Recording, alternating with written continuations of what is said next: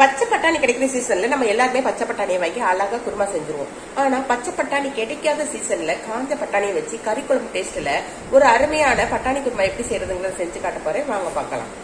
பட்டாணியை முதல் நாள் நைட்டு ஊற வச்சுட்டு மறுநாள் காலையில அதை கழுவிட்டு குக்கர்ல போட்டு 2 உருளைக்கிழங்கையும் நல்லா கழுவி அதோட சேர்த்து போட்டு ஒரு 4 சத்தத்துக்கு வேக வச்சு இறக்கி வச்சுட்டு மிளகா வத்த, மல்லி, ஜீரகம், சோம்பு, 2-3 மிளகு, கசகசா இல்லைன்னா முந்திரி பருப்பு, 2ல ஏதாவது ஒண்ணு, தேங்காய், பூண்டு, இதை ஒவ்வொன்றா போட்டு நல்லா வறுத்து அதை ஆற வச்சு அரைச்சி வச்சுக்கணும்.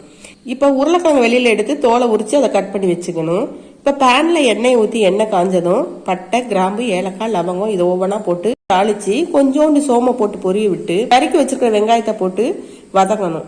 வெங்காயம் இந்த அளவுக்கு வதங்கினதும் தக்காளியை போட்டு தக்காளியை நல்லா கொலைய வதக்கணும். தக்காளியும் வெங்காயமும் இந்த அளவுக்கு வதங்கினதும் நம்ம அரைச்சு வச்சிருக்கிற உருளைக்கிழங்கு அதுல போட்டு நல்லா வதக்கி அரைச்சு வச்சிருக்கிற மசாலா, 1 டீஸ்பூன் மஞ்சள் போட்டு குக்கர்ல இருக்கிற பயர்ல இதை கொட்டி தேவையான அளவு உப்பும் போட்டு குக்கர்ல திரும்பவும் ஒரு சத்தத்துக்கு வச்சு இறக்கிட்டா கறி குழம்பு டேஸ்ட்ல மிகவும் சுவையான பட்டாணி குருமா ரெடி ஆயிருங்க.